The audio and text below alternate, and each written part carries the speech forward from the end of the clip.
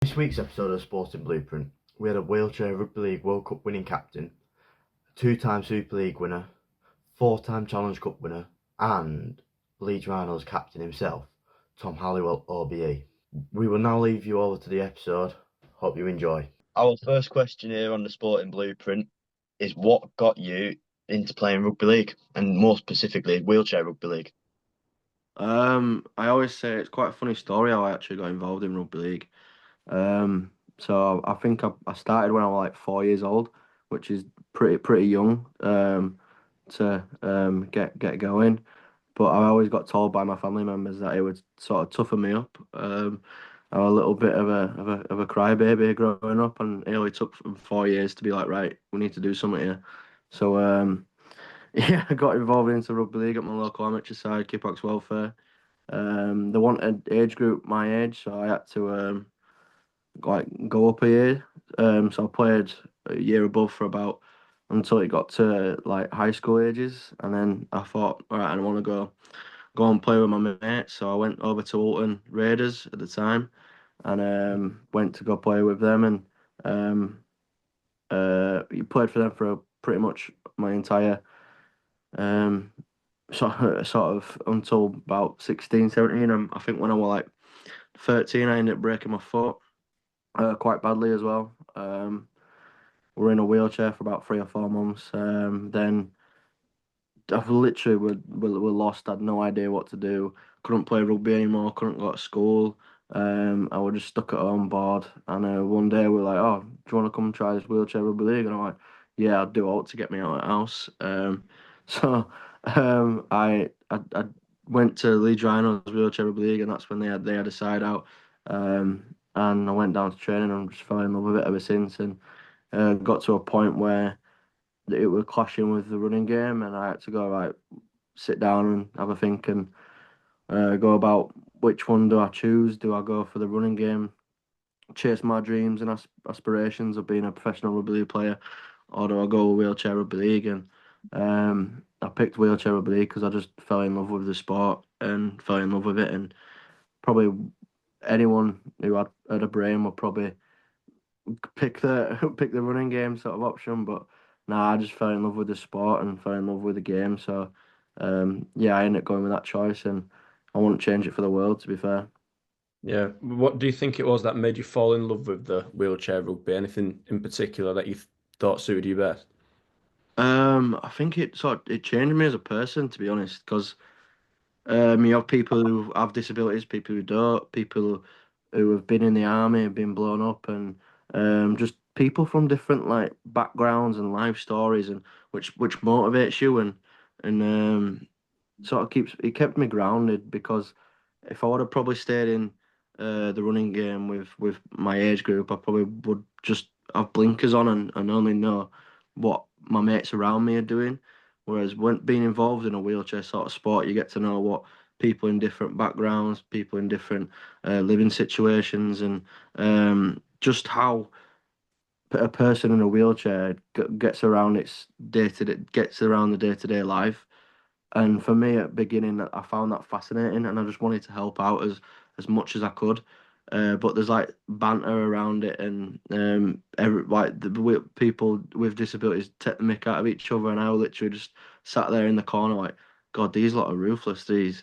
And yeah, I just fell in love with that atmosphere and that sort of um, camaraderie and togetherness that it showed. And I think it made me grow up a little bit more from being a 13-year-old, pretty new, and then next minute you've been chucked in this background, and then sort of have to realize my problems are not nowhere near as much as other people. So yeah, I think it really grounded me.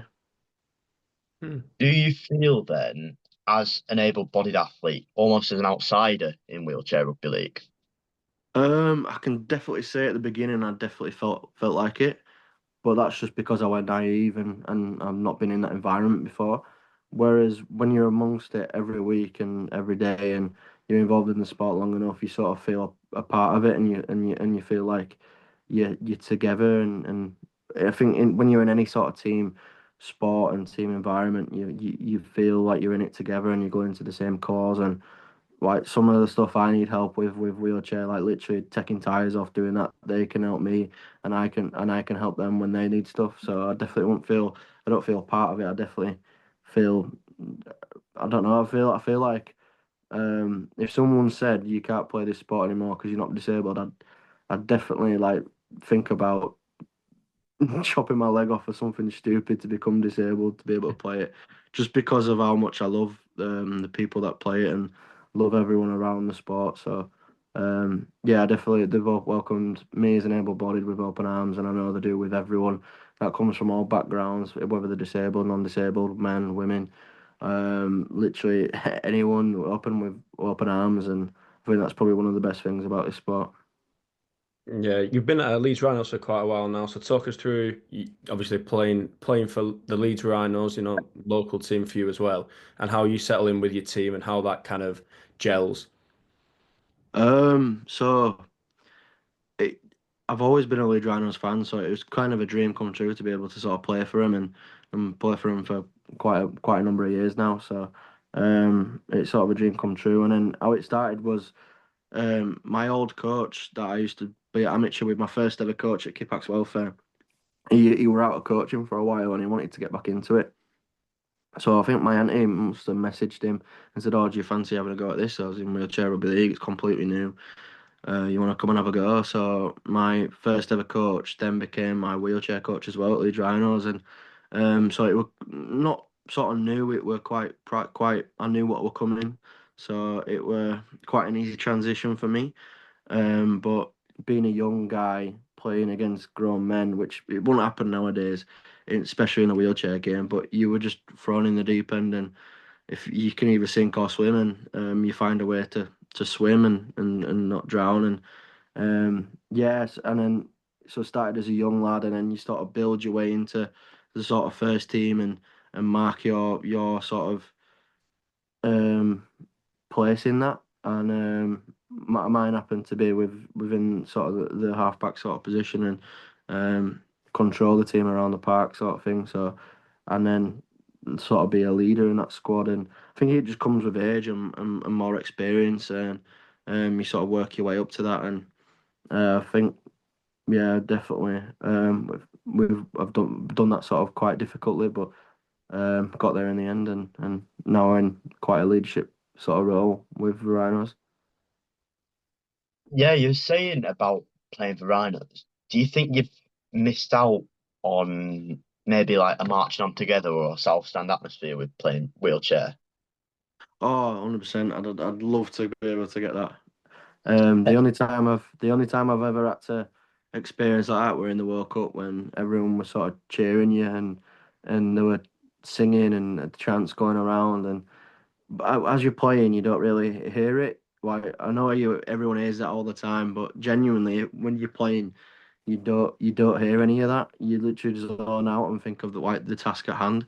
But when you're watching it back and you can hear it, you're like, oh my God, that's crazy, and you get goosebumps whilst in a review watching the game back, and you're like, oh my God, this is insane. So that in the World Cup we've had that, and I think there were one home game we had at the Edge against Halifax in a semi-final where I think it were like 250 people crammed into all to come and watch a play, which were pretty crazy. And there were a drum, and it were quite a cool environment. And we ended up think 30 points to nil at the first half or something stupid like that, something silly, and it just created a great environment. So if the any South standers want to get down to any games, 100% come down and create an atmosphere, because yeah, it'd be crazy for us players. Yeah, Well, bear that in obviously mind. we've just touched on the the World Cup and stuff, so we're gonna have to go into the England stuff. If we bring it to the start, talk us through when you got the call up. Did you see it come in? How did that process unfold? So what it used to be like is England held trial days, because obviously it was quite a not as big a sport where the head coach of England could watch every game in the country sort of thing, whereas they can sort of do that now. As every game has to be like streamed and videoed, so then the head coach can watch all the games and take players on from there and bring them into the cell.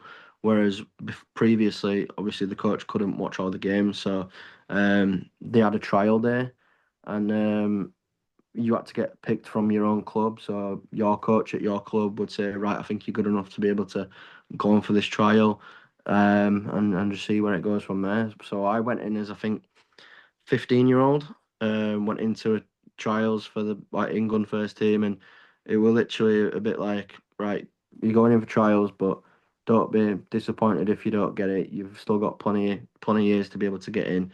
You just go in to see where you're at, and I got in to the team and ready for the upcoming sort of European Championships that were going on in, I think, the autumn of that year, and I got picked into the squad for that. Into, I think it was 10 or 11 man sort of squad. And then being a 16-year-old, that was a massive wake up call for me to be able to see what it's like to be in that elite environment, and yeah, and then getting into that environment, trying to work my way in. Took me a long time to be able to probably nail my spot in that England side. I felt I should have been in there a lot earlier, but you live and you learn from that, and you use it as motivation to be able to get better and work harder. And I think being getting into the squad at 15 and then actually playing at 16, to then not really cementing my spot until probably when I was about 20. So it took me a while to sort of get decent game time for England, but yeah, that's how I sort of got into the squad, and progressed through sort of the ranks sort of thing. Yeah, as you do. And then just before having your own home World Cup, Tom Coyd names you captain as well. So first of all, talk us through being named captain for England, and then because that's every rugby player's dream, really, to captain their country. And then secondly, the impact of having a home World Cup. Yeah, so we had sort of a card dealt with Jack Brown, probably the England captain at the time, and probably one of the world's best players. Will go down as one of the greats of all time. Is that good? He were our captain previously, and he wanted to move across to Australia for his family, and who can blame him? The weather's lovely over there.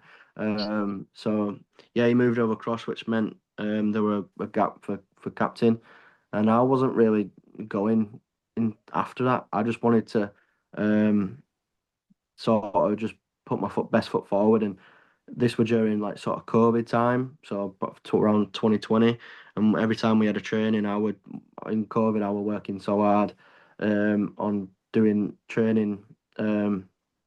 With the ball in hand, just passing to no one against the wall, just passing the ball, practicing my left and right passing, just trying things just to try and get better. And I think a few of the players, we even created our own like wheelchair sort of treadmill. We had like two motorbike rollers put together and put our wheelchairs on there and created a wheelchair treadmill. And we were just pushing on there for, I think, hours on end. And yeah, so when it came to actually proper training, I was fit. I was strong. I was ready. My passing were unbelievable. I felt really good going into training. So when it did come around, I was probably playing some of the best rugby I've ever played. So I remember, I think we were at a camp at a training session, and I was playing decent, and I got pulled off, and I was like, God, what have I done here? Like, I've been pulled off. I head noise galore. I'm like, crap, did I do something wrong there? Did I not make that pass? Did I not do that effort in defence? So the assistant coach pulled me off, and he like, how do you think you're doing? So yeah, not too bad. Think I'm playing all right. And he goes, yeah, I think you're doing all right. Tom Coyd wants to see you, and Tom Coyd was like sat at the other end of the hall. So he goes, all right. I'm like, oh God, I'm gonna have to push all the way around to go see him at corner. And he goes, "Oh, how do you feel about being the captain?" And I'm like, "What? Like what? Say again?" And he's like, "Yeah, how do you feel about being the captain?" And I'm like, "Oh wow, it's insane. Like, being honest, representing your country is the biggest thing you can ever do. When you're belting out that national anthem and you got your brothers in arms next to you, and literally going for the national anthem, it's the best feeling in the world. But when you've got that that captaincy next to your name as well, and you're the first person to lead the team out. It's different, and I forever cherish it. It's probably my greatest achievement of like my entire life. I'm gonna be so proud and tell my future kids and grandkids all that about it in years to come.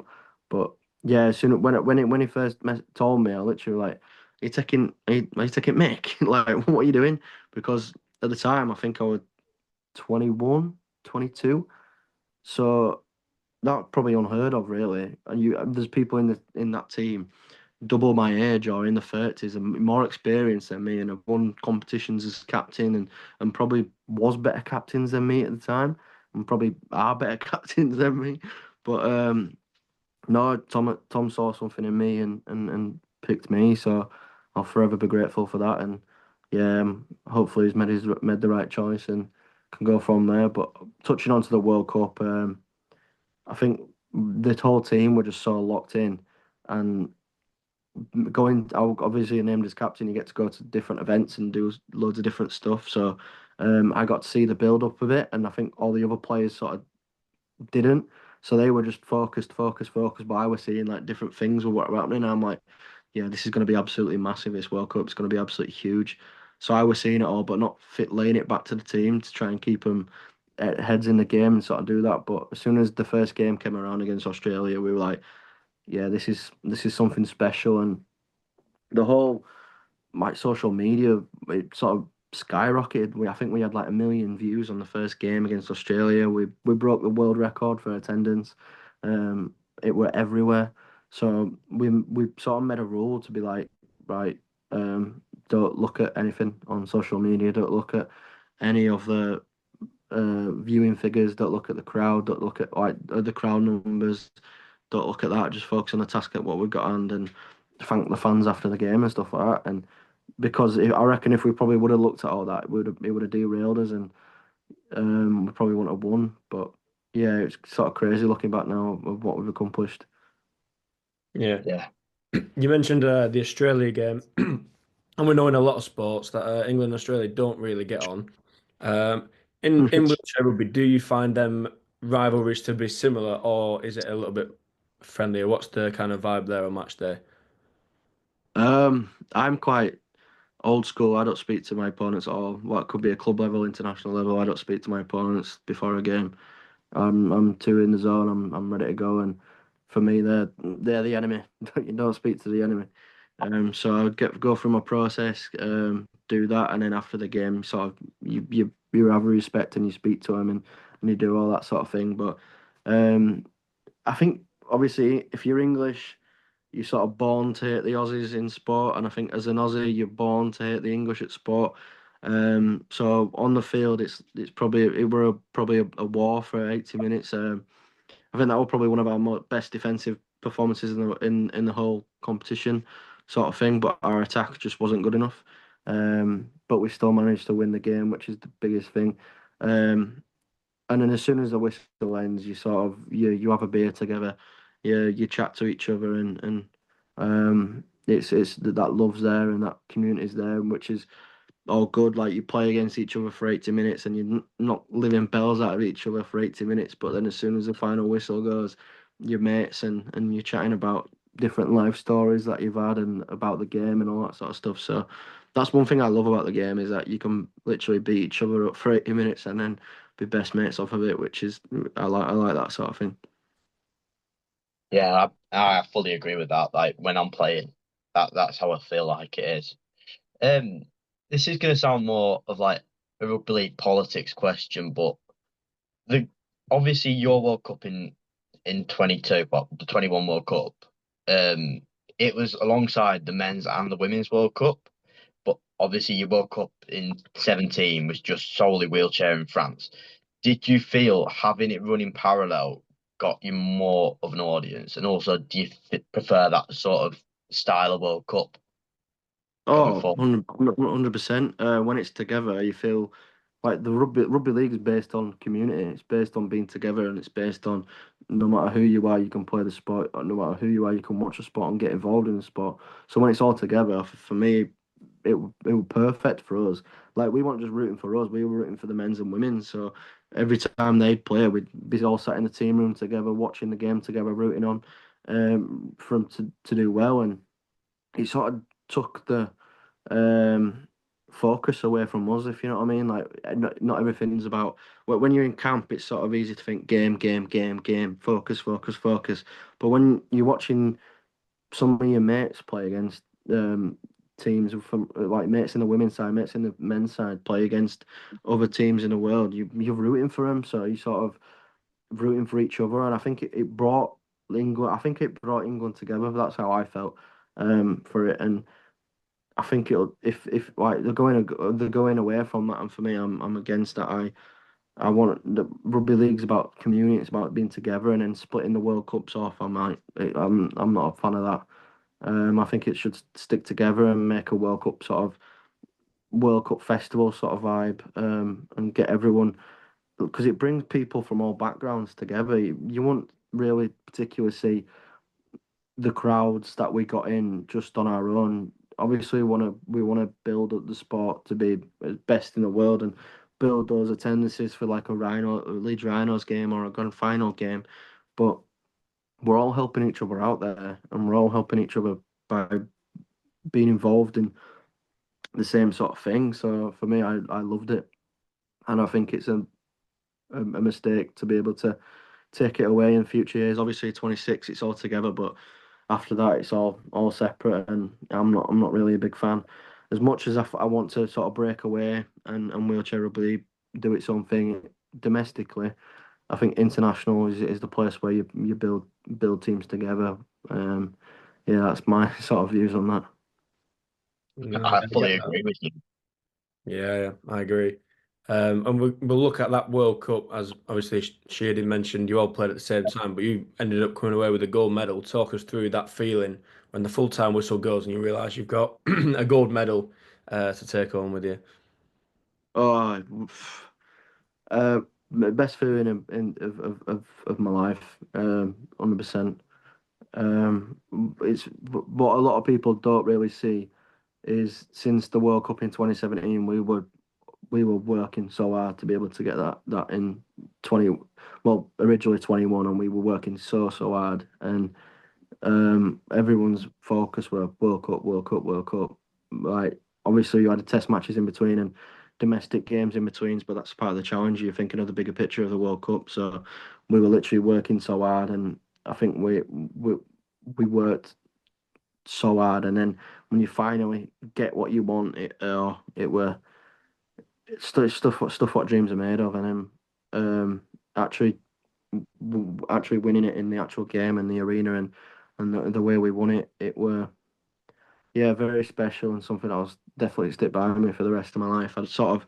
I don't want that to be my legacy. I want to have more. I want to have more World Cups. I want to go down as the most successful England captain England's I've ever seen. That's in all sports. That's not just wheelchair rugby league. I want to go around as England's best ever captain. That's just me as a personal goal for myself. But yeah, I think it's amazing to sort of look back on. But I sort of don't want that to sort of just be everything that I've known for. I want to do more, win more, and yeah, starting. Well, the prep started already for the next World Cup next year. That's come around fast. Yeah, so just got to keep on working hard and keep going. But that 22 World Cup was just a dream because obviously as a wheelchair athlete, not many of them have been around a full-time environment.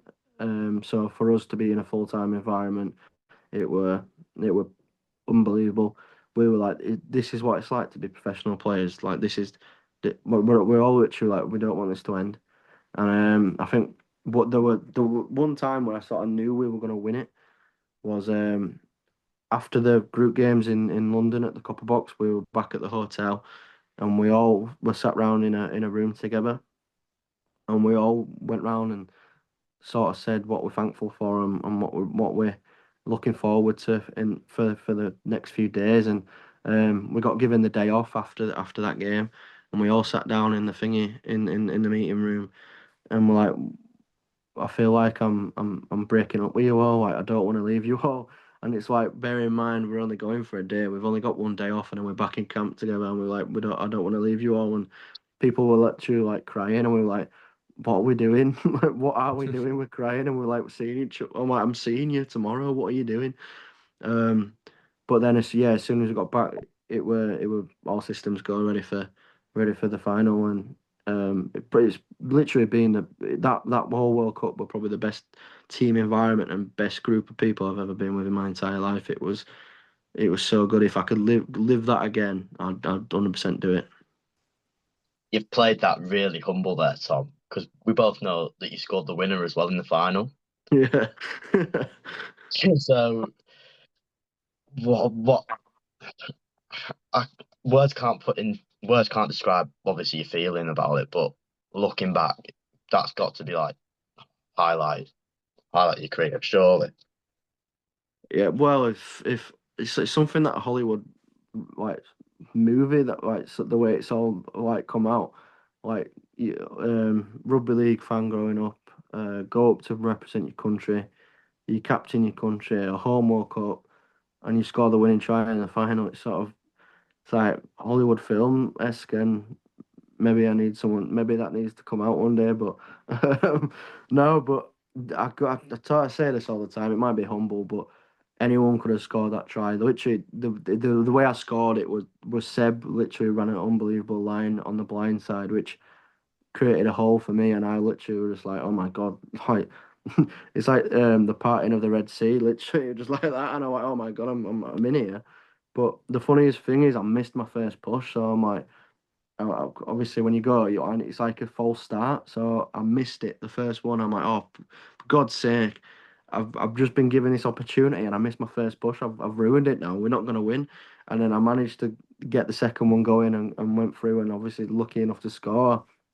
And I just remember like being on the floor and getting up, and then having like Seb face to face to me like there, and I'm like, oh my God, like what's and then it sort of comes in and kicks in that I've just scored, and sort of what potentially won the game.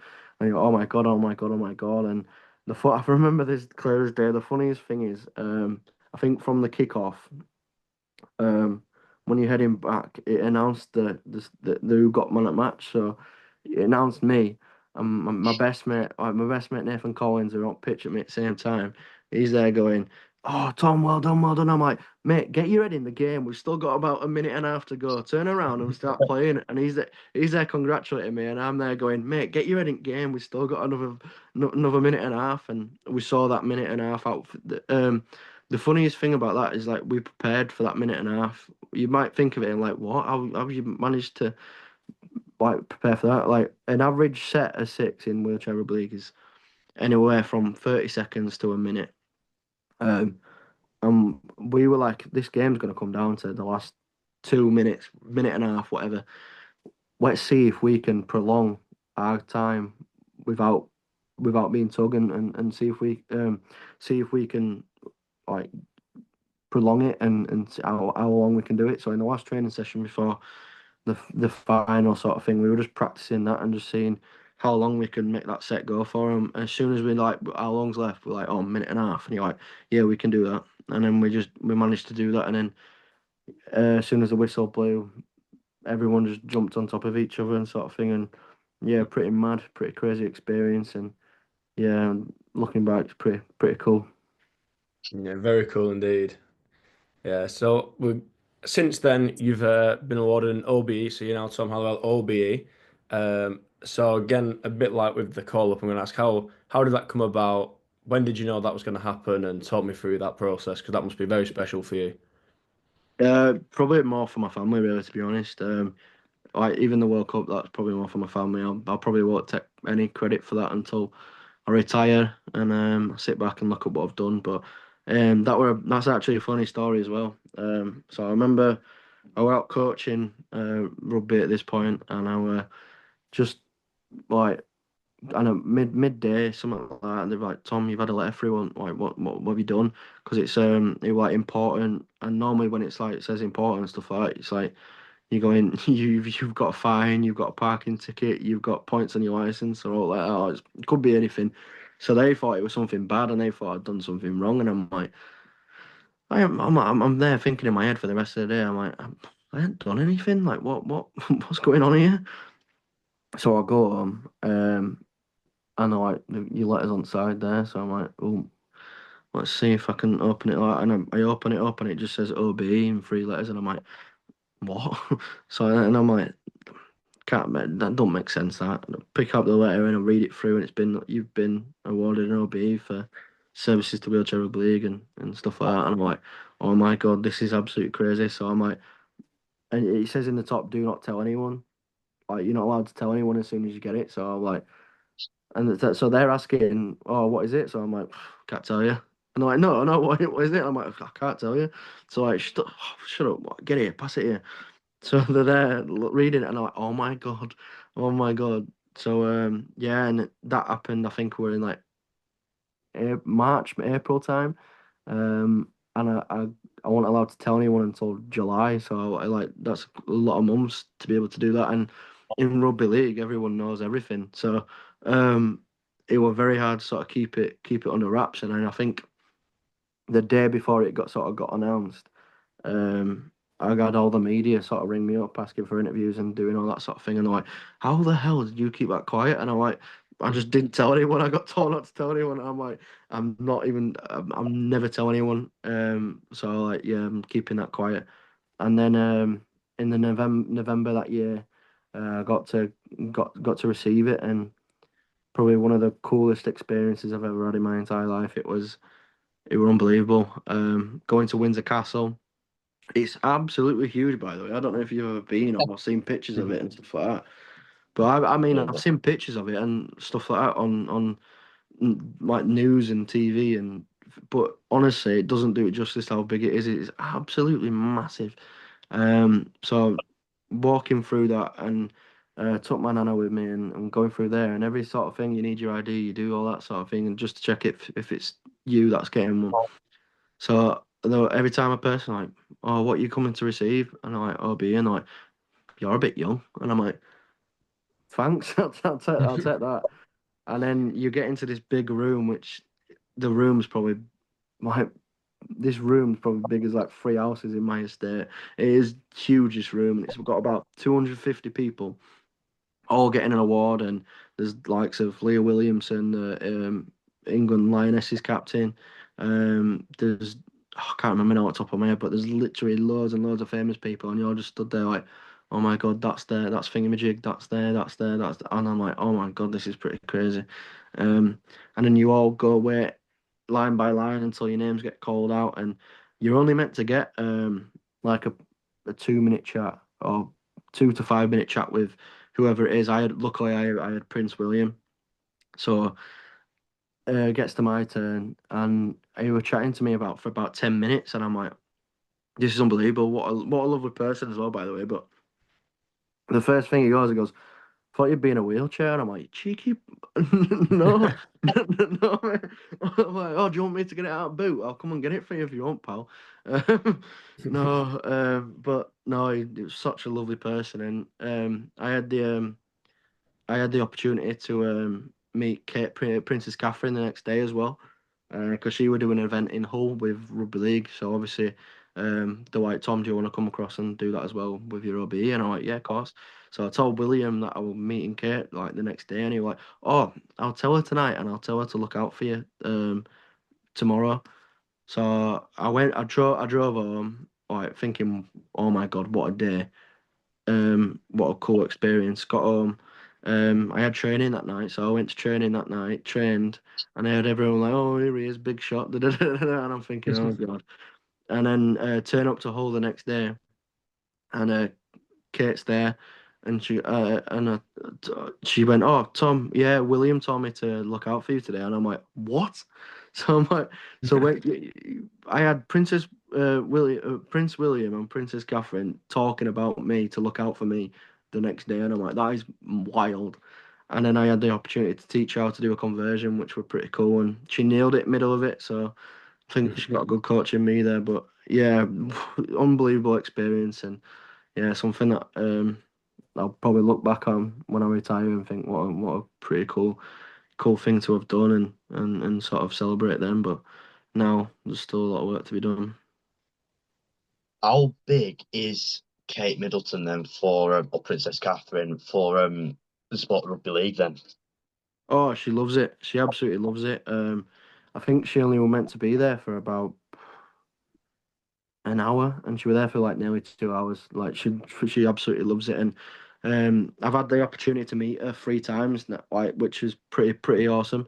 So the first one were after the World Cup, we got invited to go to the Christmas Carol concert thing, and we just like, Oh, oh yeah, we'll go as like representatives of Wheelchair Rugby League and Rugby League. So we went there as representatives of that, and um, we didn't expect to see her or see any of the royal family or anything like that. And Princess Catherine walked past with the 3 children, and she was like, "Oh my God, it's you guys. England won the World Cup," and we were like, uh, "Yeah, it's us." And she was like, "Oh my God, the kids absolutely loved it. They were jumping up and down when he scored in the final." I'm like, "Wow, that is awesome." But I was like, "That no way that happened." And then we had an opportunity where she wanted to congratulate us as a squad together. So obviously the World Cup winning squad went to I can't remember where it is now, but we went to a castle and had a reception where she went round everyone were at a table, and she went round and spoke to everyone for about 10 minutes on this table, and it was so awesome. She's so lovely and humble, and such a good person. And then obviously the other event where I met her as well, and she absolutely loves rugby league. She loves rugby as a whole, and she's a great ambassador for the sport. And who else could you want more than a royal family to love the sport when it's huge? Yeah, but she totally. I mean, definitely. that's a fantastic honour, isn't it, to be recognised by the royal family. If we're going to go more, well, I say on a lower scale, it's still not because it's Leeds Rhinos, but your boyhood club compared to England, you're there playing, and you've won the Super League a handful of occasions now. So, what's that like getting some silverware and some medals for your boyhood club, as you said? Oh, it's huge. Sort of when you look back and you've watched the golden generation play and see them winning trophy after trophy, you sort of want to do that yourself. And I was like, oh God, I'd love to win something at Leeds.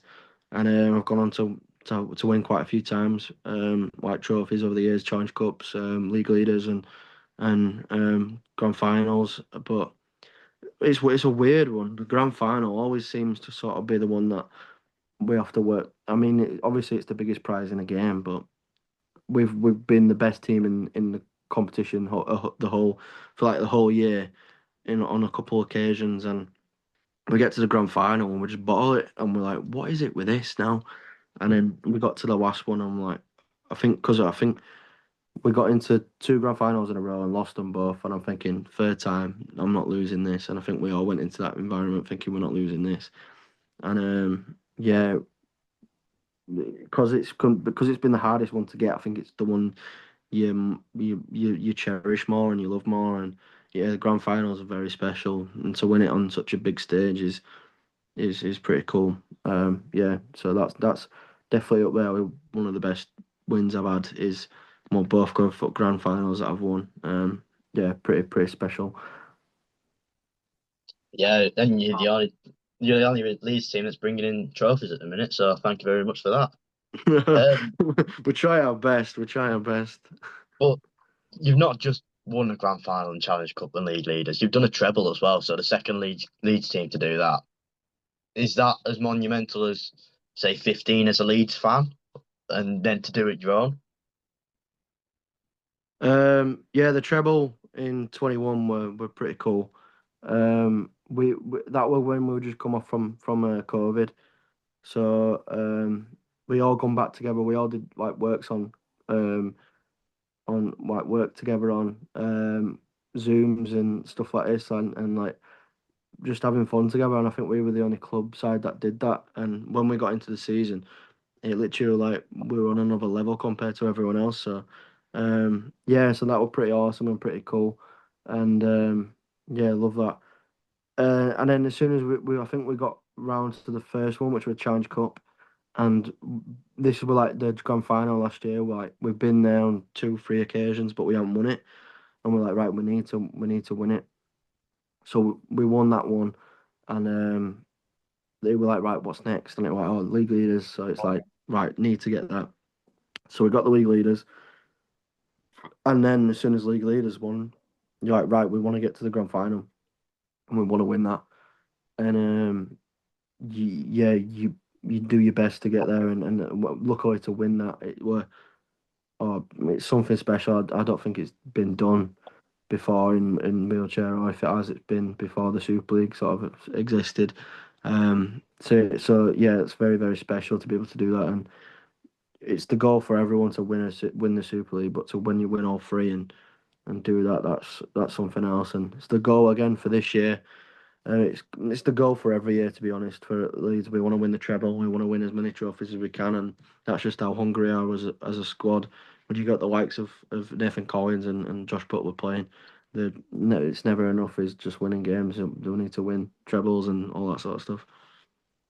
Yeah. Yeah, and was the treble word ever a taboo word in and around camp? Because I did a piece on the 10 years on from the treble earlier this year, and people like Jonesy and Stevie Ward were like, "Oh, it's a taboo word. We never really mentioned it." Did you know that it was coming, or was it like we're doing the Um, treble? you sort of like you sort of knew it were like a possibility of happening, but you never spoke about it. Like we were just too big. Like it's cliche in sport is like you just focus what's in front of you and like what's next, what's next, what's next. As in, we'll focus on this game and then we'll focus on the game after that, and then we'll focus on the game after that. You won't think about the trophies in the final picture. And it's a cliche, but it works. It keeps you on track and it keeps you level headed, and it doesn't keep you. It doesn't like you're not thinking too much about the future. You're you just focus on the task at hand, and I think that's what every successful sports team does is literally just stick to the task at hand, and when you do that, you'll succeed and you'll get through and win. But it's in your mind. It's definitely in your mind. You're thinking, "Oh my God, this is possible. We could be on something special here," but you don't say anything about it. It's just in your mind, and um, yeah, and then when you're around people that I think are saying the same things as you, even though everyone's thinking about it, but they're not saying it. So you take what people say and you're like, all right, we've just got this next job to do, and that's when you focus on that. And it's good having good leaders around you and good players around you that sort of help you out in those sort of situations. So yeah, it's pretty cool, and hopefully we can get it done this year. Touch Yeah, I wood. think we will have our fingers crossed. Definitely, fingers crossed. Yeah. So we'll talk about now the future. So firstly, what's next for you, and also where do you think wheelchair rugby league's going as we progress forward? Um, yeah, for me, I just want to keep on improving as a player, keep on improving as a person, keep on improving as a leader, as a captain. I think still a lot for me to be able to do and accomplish, and I still don't think I've played my best rugby yet, which is pretty cool to sort of think about. Still quite young, so I've still got a lot of experience and a lot of time to be able to do that.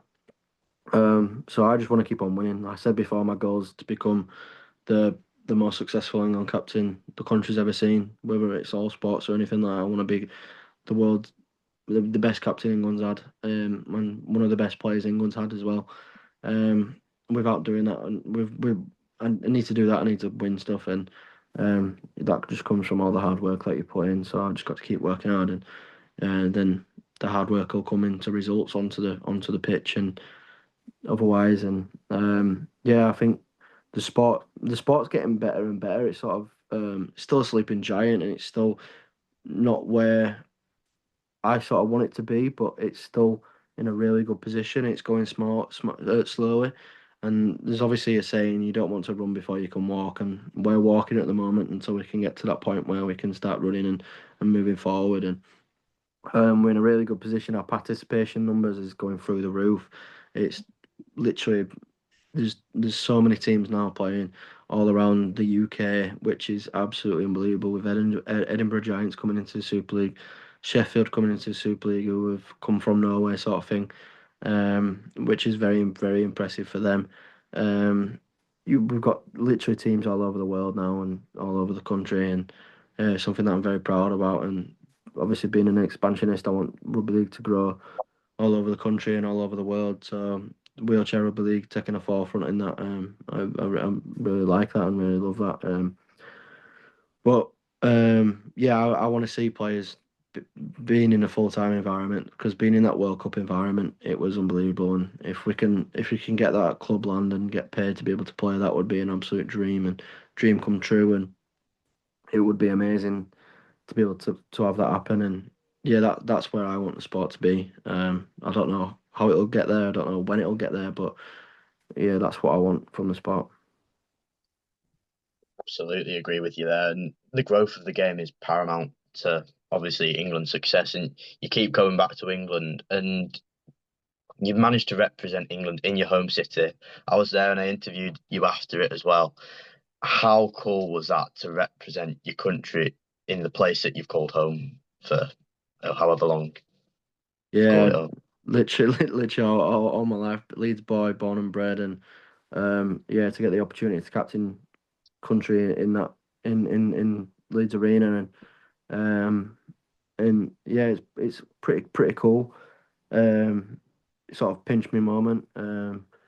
Very, very, very, very good opportunity to have, and I just don't think everything was set up right. Like the stand, I wanted the crowd lower down. I wanted the crowd on top so everyone could get amongst it. Um, we didn't get the win. So I feel like there's a stuff that sort of dampens that for me. Like I thought I wanted the crowd lower down. I wanted the crowd on top of us, and we can get more people in. I wanted more publicity out there so more people could have come. Um, yeah, I just wanted it to be done better, and hopefully in a few years we can go back to Leeds Arena and get it done properly with as many people in there as possible, all the lower decking out, and get the win as well. So that'll probably be my response to that. Sort of look of it as a dampener, but it's still pretty cool and crazy experience that I definitely cherish and love. I mean, being there, it was just amazing. And in that little press area, I know I was stuck behind the goal, but it was just wicked seeing you all and seeing what it meant for people like you and Nathan Collins to actually play here in Leeds. It was just phenomenal. Anyway, to close off this episode of the Sporting Blueprint, we always finish with three questions. So our first question is, what does it mean to be in the elite world of sport and to have Um, contributed? oh, yeah, it's sort of like it's where I don't know. It's where you want to be and where you feel like you belong. You work so hard, and it's. I just think it's the world's best. When you're in the elite, it's the world's best of the sport, and I like being a part of that. And I'm a pretty competitive person, so I want to be the best of that. So, yeah, I like being a part of the elite. So yeah, I'd say it's pretty cool. Love that. Yeah. And our second question is, if you were in our position and you have got your own podcast, you can pick the brains of somebody, you can have anybody on, who would your dream guest or conversation be? Oh, I don't know. Would you go sporting, or would you go like someone who's gonna get your views, like someone who's gonna We'll get do one of like each. We'll give you one yeah, of each. like someone who's gonna get your views? You'd have Donald Trump, wouldn't you? Because he's absolutely crazy, absolutely bonkers is the bloke. But whatever he says, he'll whatever he says, he'll he'll get views and numbers, won't it? So you probably pick him for that to get your podcast up and running. But as a sporting one, I'd love to. I don't know. There's loads. I'd love to get like um Kevin Sinfield would be cool to have on. He'd be cool to speak to. You'd like a footballer like Wayne Rooney and just let him tell him all his stories that has happened in his career. And there's so many different sporting ones that you could have, which will be awesome. But yeah, I'm not. I'd have to go. I don't know. There's so many. I'd have to pick. Yeah, Kevin Sinfield probably. Yeah, we'd love to have Kev on, and I don't think I'd be able to speak because Kev's an idol. Being awe. And then our final question to you, Tom, is if you were sat opposite a young Tom Halliwell, maybe in 2015 when you were that 15-year-old getting that England call up, and you had to give yourself one piece of advice, what would it be? Ooh, I'd just say keep working hard. Like it'll come, it'll come. Just keep working hard on everything. You might think some stuff's boring and something's stupid, but it's all worth it in the end. Like there's a little thing saying, "Does it make the boat go faster?" Which Martin Coyle sort of said. Who's our team manager at England? Does it make the boat go faster? And if it makes the boat go 1% faster, then it's all worth it in the end to make you go 100% faster. And those little 1%s work well. So yeah, keep working hard and you'll get to where you want to get. So yeah, I think that's probably the best bit of advice I could probably give myself. Brilliant. Can't, Yeah. can't. As Ben Perfect. always says, fair enough. I've actually done well not saying that today. Thank you. Yeah. You're on a good run. Conscious effort. Thank you very much, Tom, for your time. We really appreciate it, and we've loved speaking to you, and wish you all the best for the end of the season. Hopefully, get your hands on another treble and win that World Cup again. Yeah, no worries. Cheers, guys. Pleasure.